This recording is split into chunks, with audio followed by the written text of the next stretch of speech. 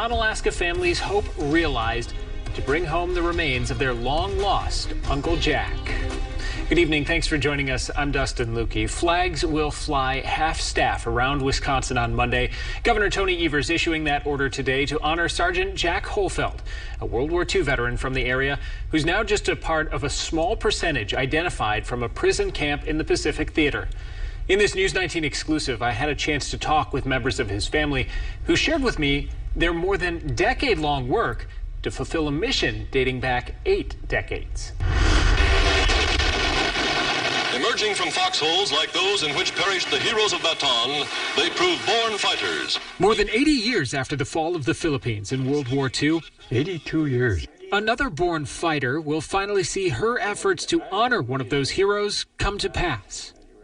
I think he'd be awful impressed with his family, with his niece that he never met, because Sharon was so determined and so dedicated. Sharon and her husband Ron Graw will soon welcome home the man they call Uncle Jack to finally be laid to rest.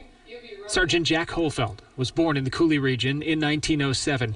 He lived in La Crosse for a time, eventually joining the Army Air Corps in 1938. Serving in the 24th Pursuit Group, Hohlfeld was in the Philippines when Japanese forces attacked, eventually capturing him and tens of thousands of U.S. and Filipino troops, forcing them on a 65-mile trek that became known as the Bataan Death March. He survived the Death March, and he made it to the Cabernet prison camp. But he only lived there less than 6 months, and he developed pellagra, which is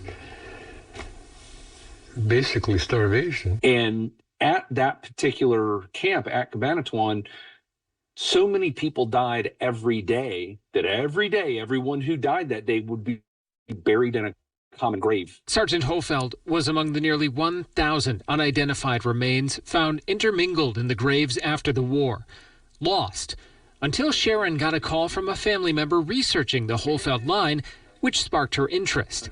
That was nearly 13 years ago, before the Defense POW MIA accounting agency even existed. Yeah, we must have worked with 20 different people. DPAA spokesman Sean Everett told me one of the biggest challenges with identifying the unknowns is finding that place to start. You know, some of these service members, quite honestly, may not have surviving family anymore.